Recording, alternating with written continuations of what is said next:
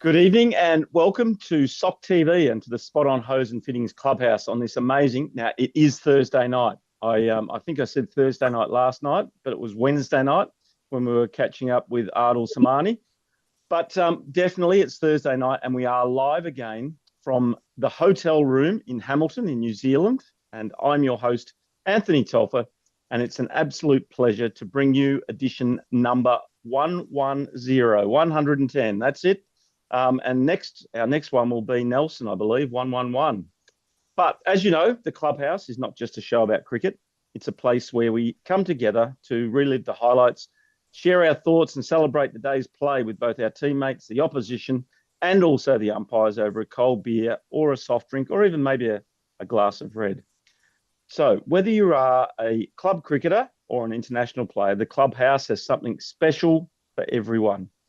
And the Clubhouse is brought to you by a wonderful sponsor, Spot On Hose and Fittings, who specialise in the supply of hydraulic hose and fittings for the mining, manufacturing, agricultural, industrial and construction industries.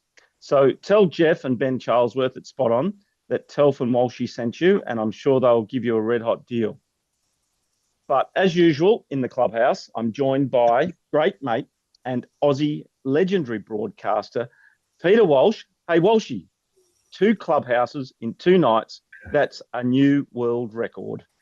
Oh, it's good. Your frequent flyer points are zooming along nicely. And every time I speak to you now, you're in a hotel room. So just behave yourself and look forward to another riveting program. And I'll kick it off by saying Paralympics underway. The opening ceremony last night was magnificent. Australia have 160 athletes, 17 different events they'll be competing in. Overall, almost 4,500 athletes. I looked for a quote and I found one. And it comes from the para-canoeist Australian Curtis McGrath. Now, Curtis lost both his legs in an explosion whilst serving with Australia in the army in Afghanistan. Extraordinary. He has collected 3 gold medals over the last 2 Paralympic Games. And his comment on Instagram today was, he's not participating, he is competing. That's pretty strong stuff. And the other quote that I want to throw out is, I had the pleasure of calling the Australian sitting volleyball team at the 2000 Paralympic Games. They didn't want to be called the Australian sitting volleyball team. They were known as the Australian Crabs. And they laughed at that because everyone else did. And that is how it all works out. Aussie rules football, of course, this time next week, we'll have the first of 4 finals over the weekend. The women kick off their season over the weekend. And let's not forget, too, the women's cricket starts on the 27th of October and the BBL Big Bash, that starts on the 15th of December. So lots to look forward to. But tonight, we continue our journey. And I don't know what room number you're in, but I know you're in Hamilton. But I'm looking forward to our guest, as I do each time we join Telf. Another one tonight bites the dust. Over to you, buddy. Yeah, well, there you go. You've had nothing to do for the last 24 hours and you've summed up the world of sport in 2 minutes, I think. But room number, it is edition number 110. And coincidentally, I'm in room number 10. Okay, so there you go. Well, thanks for sharing. Anyway, I tell you what, let's get edition number 110 started, Walshy. And look, don't forget the IF Project and also Spot On, 2 of our major partners. Make sure you download the IF app. We talk about that every night that we're on here in the Clubhouse. Share it with all your mates and look, together we can make a difference with the IF app and Clint Hoffman and also with Jeff Charlesworth at Spot On. Tonight in the Clubhouse, however, we're catching up with a guy who I've loved watching since I became involved in veterans cricket. A bit of a man crush on him. He's he's a tidy batsman, but I believe he's currently the #1 keeper in world veterans cricket and also the New Zealand over 50s team. Even though he's not playing in the upcoming series in Mildura, he has been selected as the vice captain for the Lightning Storm in the T20 Spirit of Cricket tournament to be held in Mildura the following week. Mason Robinson, man crush from me to you, welcome to the Spot On Hose and Fittings Clubhouse. Telf, thank you very much. You are a bit of a cutie. There we go. Look, it's great to have you on board, mate. And I am serious, and obviously a bit of humour and a few puns that I've thrown out there. But I have absolutely loved watching your keeping. And look, only highlights. Although I did get to see you a little bit in Blenheim when I was over in in New Zealand in March. But for you, you can now tick off your bucket list that you've now been in the clubhouse with Walshy and Telf. Absolutely fantastic. And I'd just like to say the last two interviews or sessions that you've had, I have absolutely really enjoyed, and they just flew. Andrew Kratzman, Yeah. just Kratzy and his tennis. We'll probably Yes. talk a bit about this, but tennis is the best game. And then following up with Ardle last night, where he really gave a great overview of where New Zealand over 50s is at right now, Yeah. where it needs to be, and more importantly, where it needs to go by February next year. Yeah, there's definitely a lot happening. And look, thank you for those kind words about our interviews. And believe it or not, there's 108 more other of those interviews that preceded both Kratzy and Ardle. But maybe tonight will be number 3 in a row and we'll get the hat trick, hey, Mason? Absolutely. Yeah. Hey, look, let's get started. And as everyone knows that's involved in watching and has been a part of the clubhouse, we always like to find out a little bit of background on our special guests. And tonight you're no different. We'd like to take you back to those early beginnings and your cricket journey in particular in New Zealand, and tell us which part of New Zealand you're from and what cricket looked like for you as a kid growing up. Yes, well, I'd like to probably summarise it by saying that I feel like I'm a typical rural New Zealand Kiwi kid. And I sort of thought you might ask this question. When I was reflecting back, it was quite amazing how much cricket plays in your life, and actually the reconnections that you meet 40 years later. So for a start, I'm a 6th generation Mulberrian, which is Blenheim, which is the photo you see behind us is our forest. I work for Tasman Pine Forests in the top of the south in Nelson in the Tasman area. But I come from the other side of the hill. You do. In the top of the south, Horton Park and Blenheim, there's often it's a nice competitive, friendly rivalry. Sometimes gets very competitive between the Nelson province and the Marlborough province, but I'm a 6th generation Marlborough man, and really that's where the blood flows very strongly. I was actually born in Malacca, Malaya. My dad was in the New Zealand Army Band, so it's a world-class band right back when it first sort of started. Then we were the 6 generations all on the same farm, and ultimately grew up mixed cropping and sheep, and ultimately we were one of the first farmers to convert to grapes. That was back in the early 80s. And it is the vineyards are there, as you would have seen everywhere in the Marlborough province now, and it's world class. That's amazing and quite ironic, really. And obviously, I went to Blenheim and to the Marlborough district in March this year. But you're heading to Mildura, which is, I'm not sure if you're aware, but it's a world class wine grape and vineyard area as well. Some great reds come out of Mildura, and obviously some Cab Savs at top of the list over there. So I look forward to sharing maybe a glass of red with you in Mildura. Beautiful, yes. So tell us about your cricket, and obviously you've played a lot of cricket in the Marlborough area, and how you ended up transitioning across to Nelson, to the dark side, I guess. That's right. That's what the Marlborough boys would say. I guess, and when I was thinking back at primary school, so a little country school, but nothing sure at the play times and the lunch times, playing the cricket, they had the old white bats, the old whatever they were, white plastic. The polyarmor. Yeah, that's right. Yeah. And it was full on competition, and I always battled as a standard 4 person, a 7 or 8 year old, taking on the 10, 11-year-olds, competing like that. However, when I went to town, my mum and dad said, do you want to go and try cricket out? And so initially they took me there, and it was just hundreds of kids running around on Horton Park, way back in the sort of the mid late 70s. and met up with a guy, Mike Wilson, who's a Marlborough icon and a very quality fast bowler in the Gary Bartlett sort of era. And he just said, "Did you see the ball swing when I was bowling as a 7-year-old?" And it got me quite excited. So I went home. But from then on, I biked in to town, so about 10 or so Ks into cricket. But I was the only one from school that, was doing that. The rest of the guys were playing tennis. Mm-hmm. And so I decided in that sort of those primary school days to go and play tennis. And I was actually a tennis player growing up all through my college years. And that's why the Kratzy's interview, where he's world number 4 ranked doubles player. Yeah. But it got to the stage when I was the 7th form, just about leaving college. We were playing Nelson College front field on the tennis courts. I'd be looking at the front field of college and the first 11s out there playing cricket.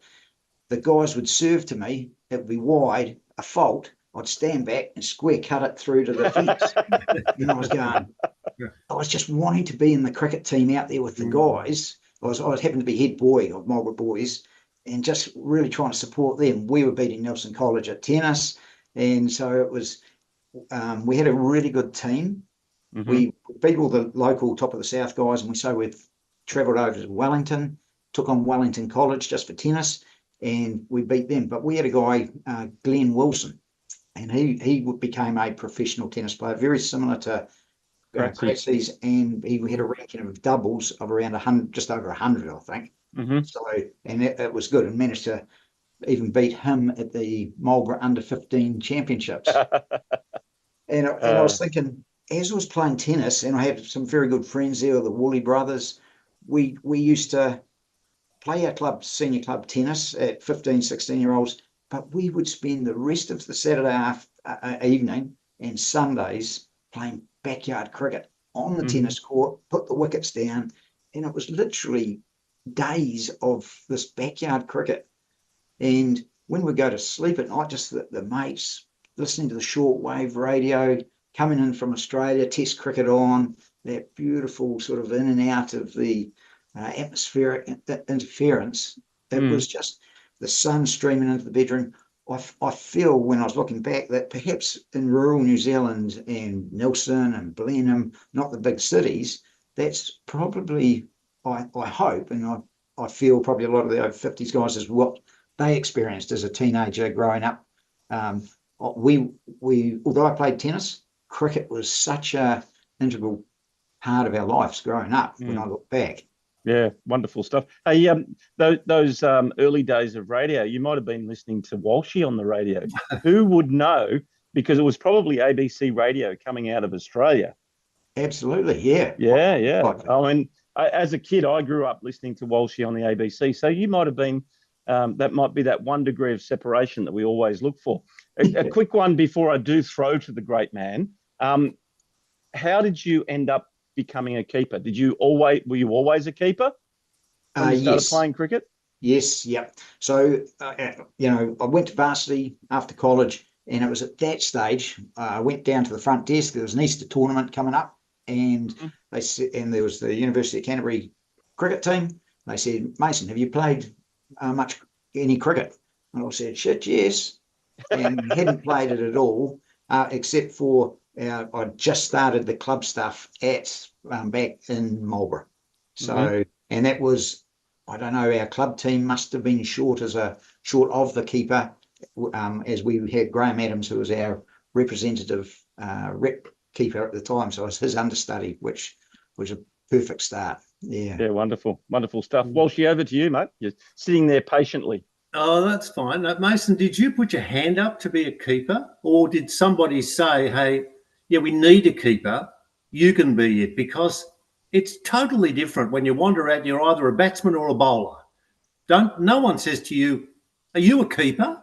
Those questions are never asked. Why did you make that decision? Because every part of your body is going to hurt after every game that you play, every day that you play, with all the manoeuvres that you have to undertake as a keeper. You're dead right, Walshy. The soul of the team. That's what I think a keeper is.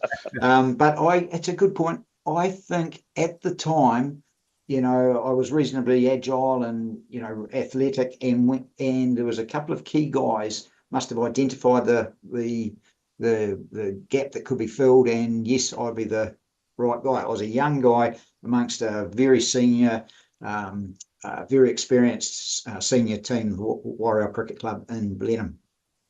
So it was When you great. played tennis, you had to concentrate, obviously, but as a keeper, it was every ball. You could talk to the slippers or you could talk to someone who was in close at bat pad, but it's the concentration levels that you would have to undertake. Where does that skill come from you? I think I was very lucky early on. The advice that I got from the likes of those mentors, early keepers giving me advice, you've got to be the first guy in position and encouraging the team. There's no walking between the sticks. It's always jogging, get to position quickly. And it's a core value, I guess. I just want to encourage and try and keep the team energized as much as I possibly can. Mm. Yeah. Mason, did you keep any of the gear? If I delivered myself to your door and knocked on the door and you said, I've got a chest out the back and I've got all my goodies in there, do you want to have a look? What are the memories that you've got of the gear that you worked for or worked with when you first were a keeper? Oh, it's certainly the buckled keeping pads. And I did keep them for quite a long time and did get quite a lot of spaghetti because I did have these buckled pads. But Did you ever go out as a keeper and forget to put your box on? no, no. You don't want any more time to think about that because I know of a few who have. Yeah, no, no. I might have gone to the door of the changing room. Oops. Yeah. Gone back. Yeah. Now, were you surrounded there by many good keepers that you perhaps could look at and think, if I continue on and I really work hard at my trade, I'll be as good as them? I think I had a lot of respect, as I said, for our Warrior Cricket Club's keeper, who was the Marlborough rep, Graham Adams. He taught me the basics, and I still apply those principles. And even at the Quad Series, caught up with him again, and he was watching and noting, and even giving me constructive comments 40 years later. And but when I came to Nelson, I moved about 20 years ago to Nelson. We had a guy, Jock Edwards. He was part of our Wakatu Cricket Club. Yeah. And Jock, he represented New Zealand, and I think he was just ahead of his time in terms of the attacking batsman style. Portly fella, top man, absolutely top man, a lot of respect. And I actually worked at the local port Nelson here with him, and often we talked a lot, and just the tips and tricks. He would come down and just sit on the side and watch club cricket. Unfortunately, he has passed away in the last couple of years, but he's certainly left behind some great sons and great families, great memories. Yeah.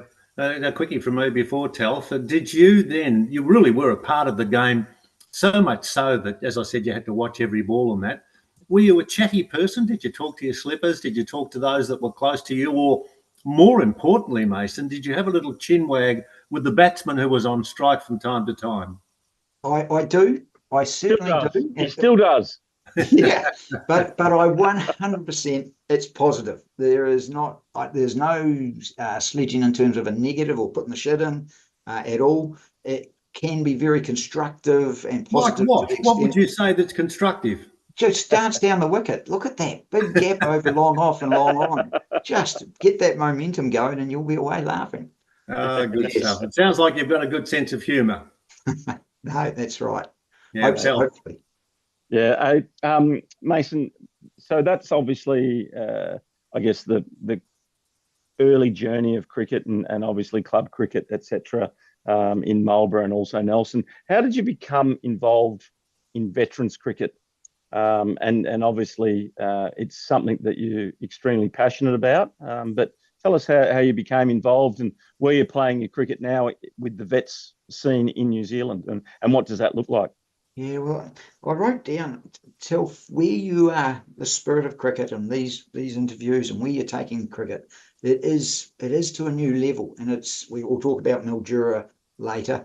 But back in when over 50s in New Zealand cricket started, I think I'd like to just certainly mention and thank Jim Morrison. The amount of effort definitely. that Jim put in those early days to get it to where it is a lot of it is primarily due to him and Sterling's fine efforts there. So I was very fortunate. So Australia were coming to New Zealand for an over 50s, the very first series. And I'm not exactly sure who the wicketkeeper was at the time, but he broke his thumb about 8 weeks prior. And I was still playing senior cricket here in Nelson, and Jim knew I was of age. And he said, would you be available? And I said, Jim, love to. Didn't have any idea really.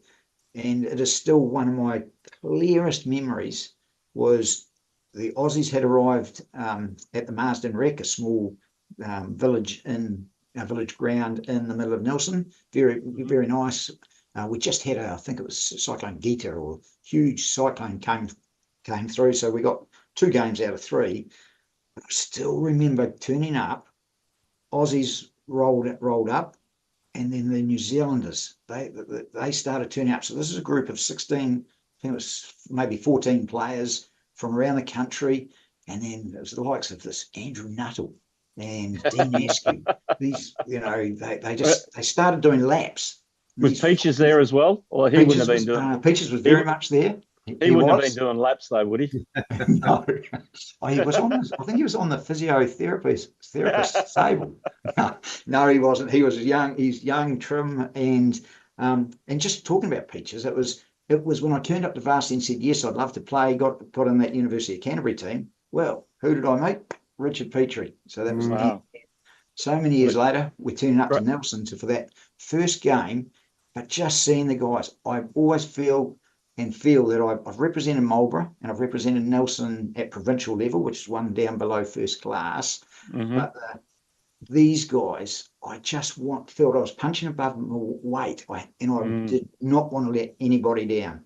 And as it transpired, we had a great series, met some tremendous Aussies in that first game, and it was just, I got some runs, got some wickets, got a couple of stumpings, which some of the Aussies just keep talking about.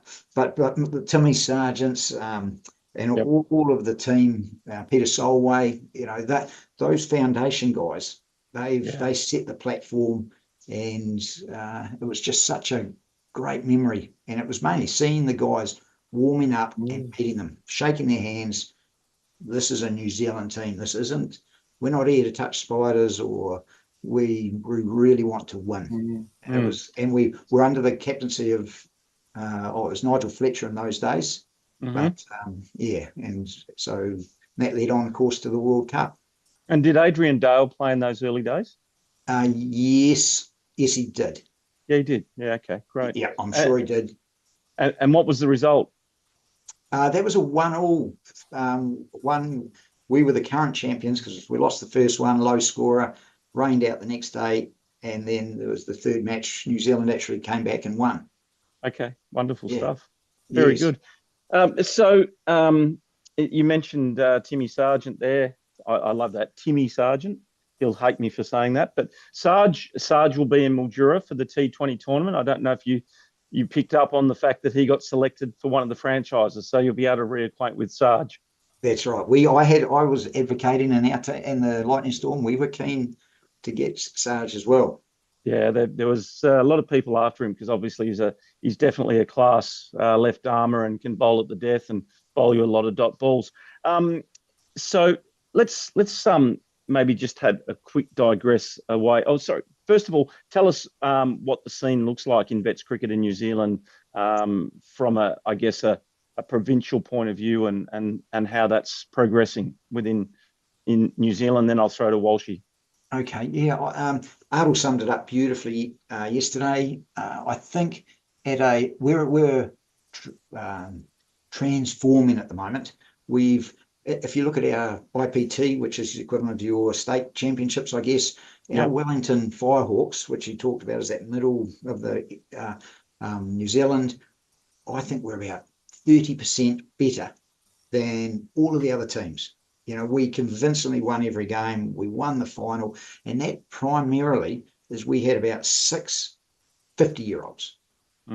And they were all very good cricketers, energetic. Most of them are in the New Zealand mix in the 24, and for the other 3 teams in the competition, they just could not compete over a tournament with the energy and the athleticism that we've got. Even more guys lining up, top order batsmen coming up this year. They're coming in the mix.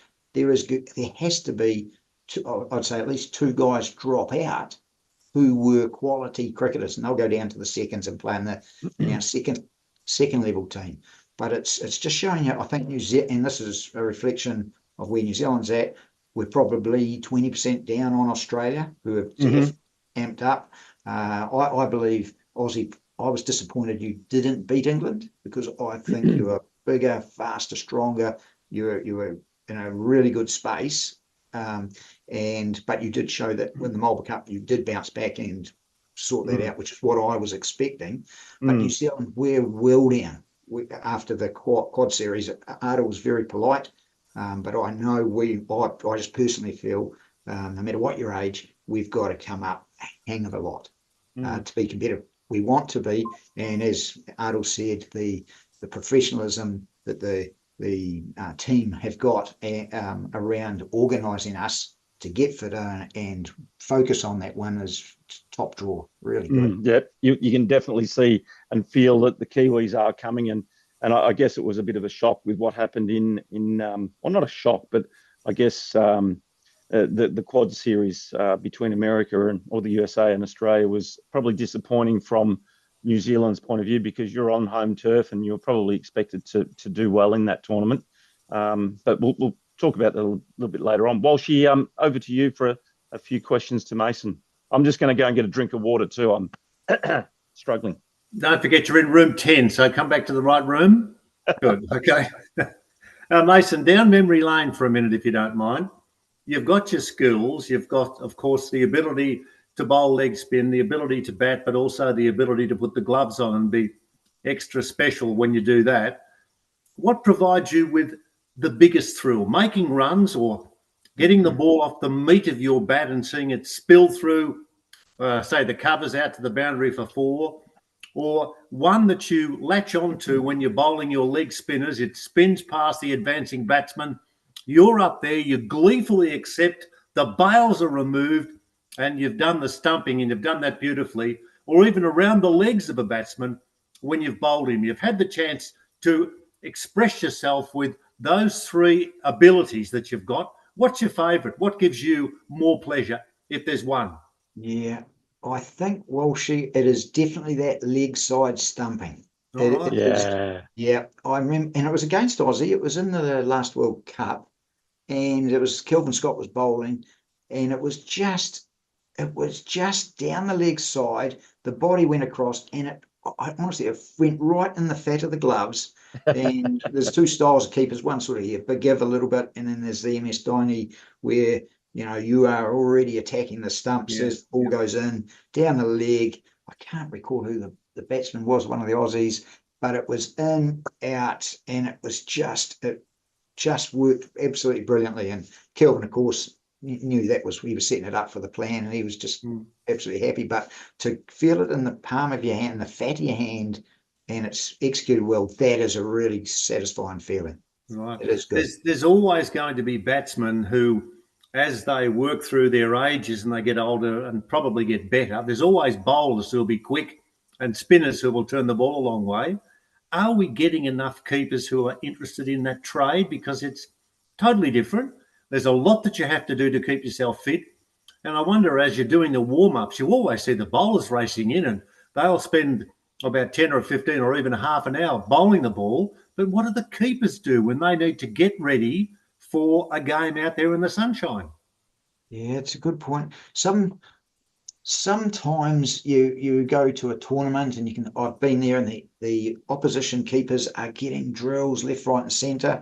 We've probably only caught the ball 100,000 times, and so I think it's getting it right at the right time, making sure as you're going on the field, you're just really on edge and you're just all set to execute.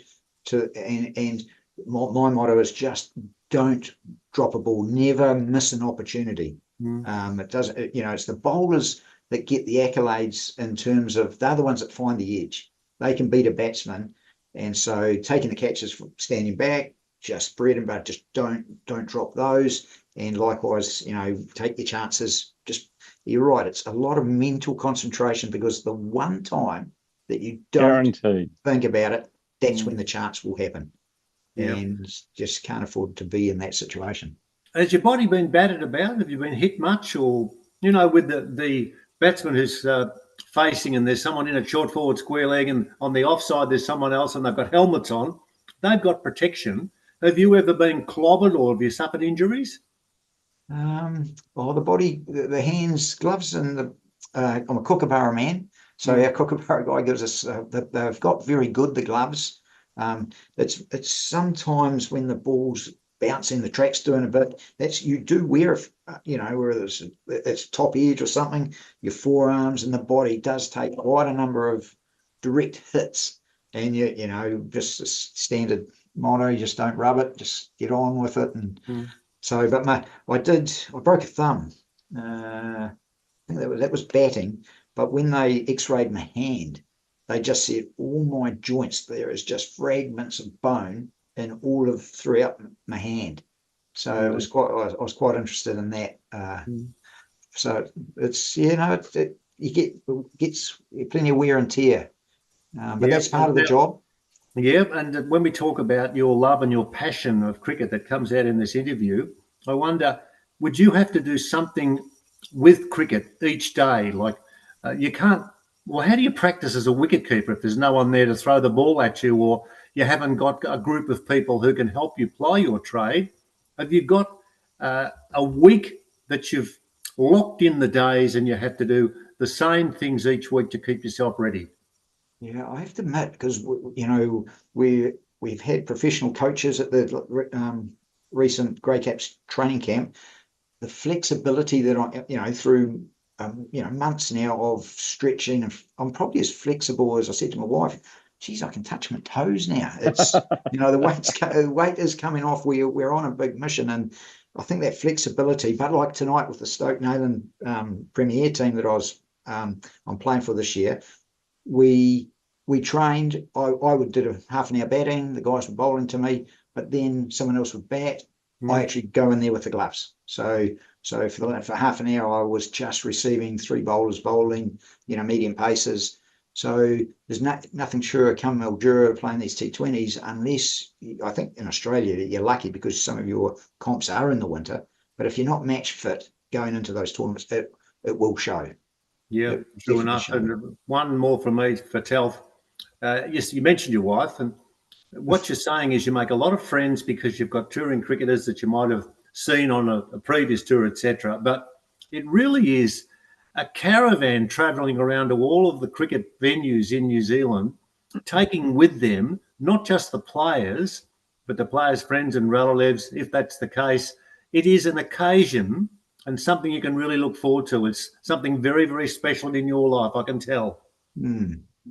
No, very much so. No, I'm very lucky, Kendall, to have Kendall with me, and the New Zealand team have got some lovely wives, and that's a very important part. So it's all part of the formula to get to Sri Lanka as well. Well, your wife can see you touching your toes, so that's a big bonus in your relationship, Mason. So I'll leave you with that one. I'm very pleased about that. And some of the other guys have got really nice wives. So that's another sharing moment from you, Mason, and I appreciate that. As we count down now, we're really starting to get almost September. We're nearly there. Are you toey? Am I? Are you? That's an Australian expression, toey. Yeah. Nervous. Yeah, no, toey means getting a bit. Yeah, I'm getting a bit toey. I'm getting a bit short-wicked, and that's what it means over here. No, I am definitely building up in terms of our program. I know the 24-man squad, or the guys going to Mildura for the Tri-Series. They will be. I know they're training hard. And I'm just going for the T20s, so it's something new, and I am definitely everything's coming out of the middle. It's now with Ben Homan here in Nelson playing for one of the other franchise teams and trialing out a young 50-year-old in the New Zealand mix. We're training at least 2 to 3 times a week just with bat and ball, and so it's looking good. It's looking really good. Excellent. Telf. Yeah, look, wonderful questions, and I just sit here and I listen. I love listening to keepers tell their story and talk about their trade, because it's obviously something that's very passionate to me and my cricketing journey. Mason, we're not going to talk about the World Cup, and we're not going to talk about the Quad Series, because I think we've heard enough about that. Tonight really is about the T20 tournament in Mildura, and it's specifically looking at that David Roach Lightning Storm franchise that's getting out there and about and mixing it with all of these high-rolling professionals from around Australia that's boasting all of these testimonials and wishing all the players good luck. Knowing Roachy, he's not going there to come second. No, he's not. And I personally, I love it. It's a real Aussie, the old digger. It's the Defence Force is a key part of my life, and it's one part of the Aussies that I just love is that competitiveness. And Roachy, you may have seen our Facebook site. There's a lot of videos. So other people just got the still photos. Roachy's got us to all just put in a little video, and just it's a bit more personalised. We've had the online sessions, and I said to the team that at Melbourne Storm, the premier champion NRL of the first part of this round robin stuff. We are so lucky, and for me, that is inspiring me to.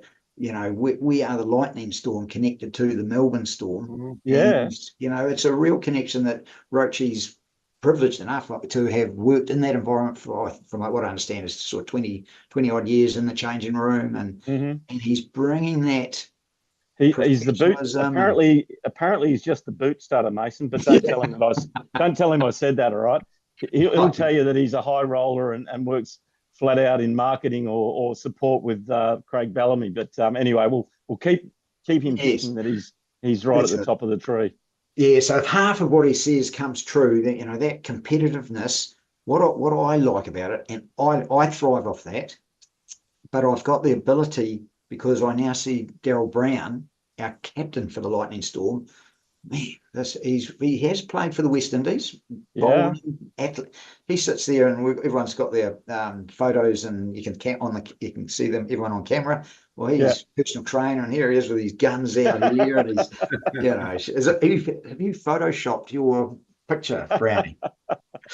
But he is very laid back, and he just said, guys, give me 14 players, and I'll mould them to be a top draw team. We will do well. So I think between Roachy and my enthusiasm and pulling that back, because cricket's a patience game, calculated thinking. It'll happen if you just keep being accurate.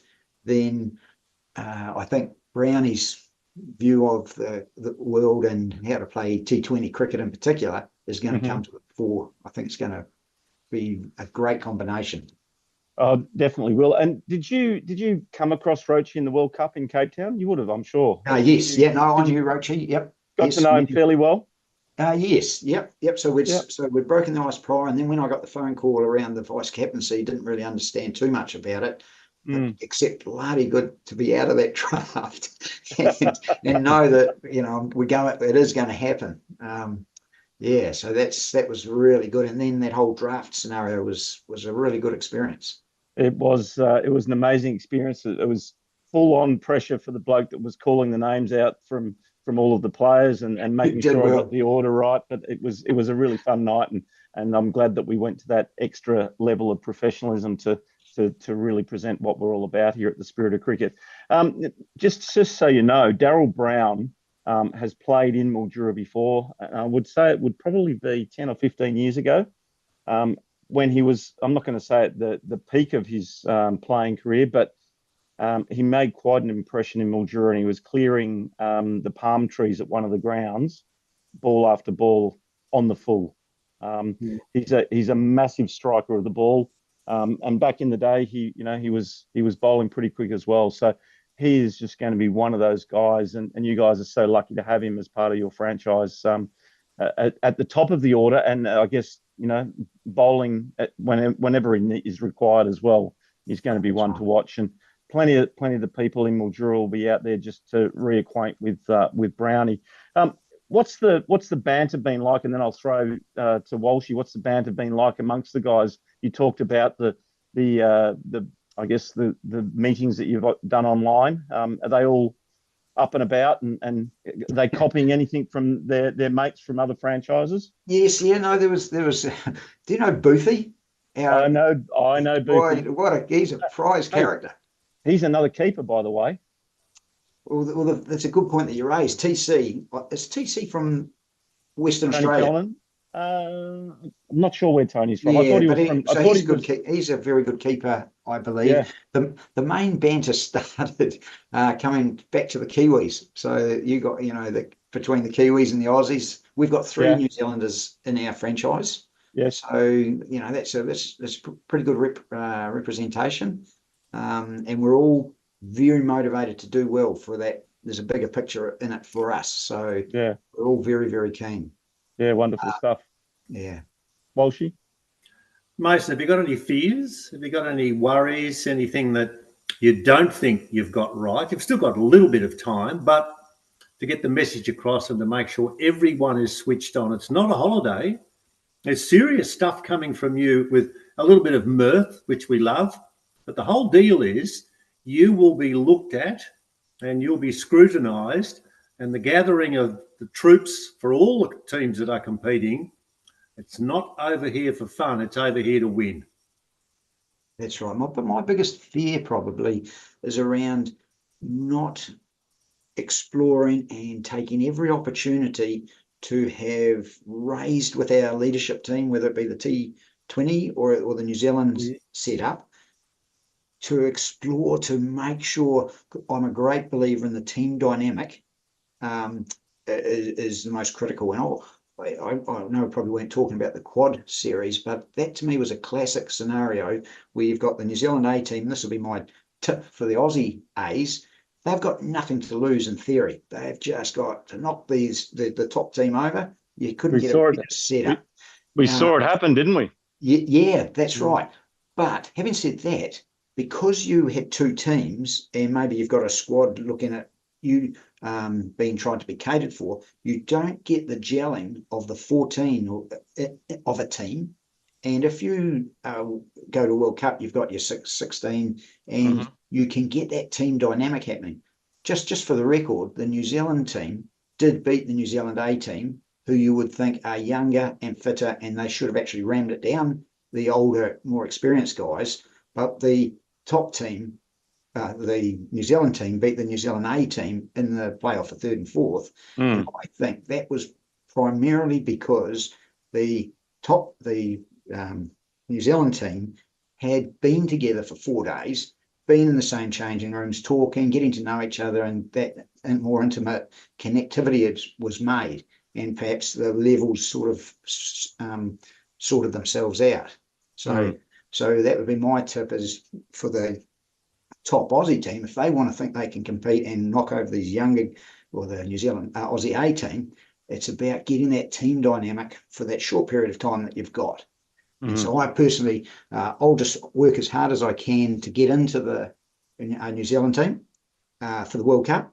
Whatever happens, whether I make it or not, I still hope as soon as that naming of that 16 is made, that becomes the team that are carrying on a vision to actually win that World Cup, because it'll be, they have to be the best 12 on the day to win that final, and it all comes from a 16 squad to all drive for that. So my biggest fear is, because we all come from all parts of the country, everyone's busy with work and you've got all these different trials, is to make that team dynamic as leverage that as much as we can to win the World Cup, which is what every team should be doing. You know, the team that does it the best, I think, will win. Mason, we at the moment are almost at the end of the Australian Football League season, but there's been no shortage of talk from players who are swapping from club to club, the possibilities of jumping out of a contract but wanting to go to somewhere else. That's happening. And then, of course, we have the draft where players go from point A to point B. And I know in contacting my good friend Anthony often, when the build-up for the draft was taking place regarding the cricket in Mildura, it was extraordinary, the amount of interest. And I just wonder now, because you're going to be playing against some players who obviously are from the same country that you are, and it'll be, oh, look, I know a little bit about him, or I know a little bit about him. And that's going to be some of the rivalry that we'll see. But it just, to me, is a platform for the sponsors that we've got for the next few years, and the efforts that players will put in to try and get a nod if they missed out on playing for a team this year. Absolutely. And that's a challenge for Telf and the team is what do you do? How early do you go out there with the rules for next year? Because people will be chomping at the bit. If certainly the winning team, they'll be going, we're not changing this team. We're staying together, and if the franchise owner's keen for that, or is it 6 can stay and the rest go in the draft, or what happens? And especially if the lure of $100,000 and off to UAE, you know, as prizes, it's just and my biggest. I look back at the first World Cup, 2018, I think it was in Australia. Fantastic time, groundbreaking. Just to be part of this T20. And by crikey, I'll be fighting I want to win. I want to be the top keeper and say to Roachy, don't you bloody drop me for next year because I want to be back. Yeah. So it's all stepping stones, and for over 50s cricket, it's been talked about. I was just training tonight with a guy who's 39. He wants to get in the 40s for our Wellington Tasman, but he wants to be in the New Zealand team very shortly, and he's a very good cricketer. He's just not a first-class cricketer by any means, but that's the sort of guy that's, I think, a lot of the England makeup is. They've been playing very high-level cricket consistently all through their lives, and so for young Darius, by the time he hits 50, you know, that level of, if there's another 14 people around in New Zealand doing that, we'll be in a very good space. Yes, it's all exciting, Telf. No, it definitely is. And look, maybe just one last word from you, Mason, because we're nearly coming up to the hour, and it's been an absolutely amazing night. But one last word from you, and then what I'm going to do is I'm going to throw back to Walshy, because Walshy just loves talking about spot-on hose and fittings. Yeah, brilliant. And I laugh when we caught up with you, Telf, as a lightning storm. You talked about the opening night. There'll be a brass band leading the charge. Well, of course, Dad was in the New Zealand Army Band, and I'm currently a sergeant with the Royal New Zealand Air Force. So the Anzac Bridge in Sydney, I was there with Helen Clark. We unveiled it. I did the last post, and that was all really good. But I managed to have probably 4 tours to Canberra. They used to call it the IDCC Championship, and the highlight of my cricketing life really was making that World Defence 11 side, and they had the likes of Michael Bevan, Greg Matthews, Craig McDermott, Darren Lehman, all in the Australian ACA Masters team, and it was. I remember keeping, and Lehman was batting, and he just said to me, and I said, he said to me, "There's a big gap at mid wicket." And he just goes whack straight to the wood.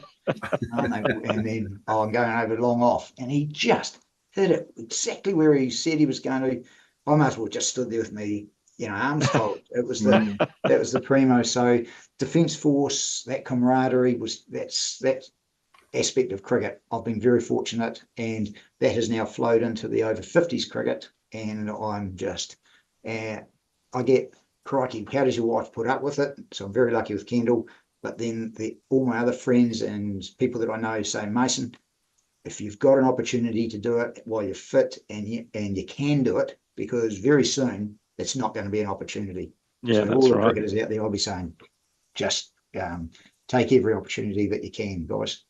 Yep, wonderful stuff, Mason. And look, it is an exciting time in veterans cricket right around the world, and we are about to roll out this tournament in Mildura, and I think it's 27 sleeps until the T20 kicks off, and I think it's 19 for the Tri Series. So it's coming at us at a screaming rate of knots, and we're really, really excited to look to showcase not just the Tri Series, but also the T20 format that we're looking to launch and roll out around the world. And you're going to be a part of that first one, mate. And it's going to be an absolute pleasure to sit on the boundary and watch you do those amazing things with those hands and be a big part of it. So thank you for joining us tonight. I'll come back to you in a minute. Walshy, over to you to give our mate Jeff a bit of a plug. And listen to this, Mason. You will love this.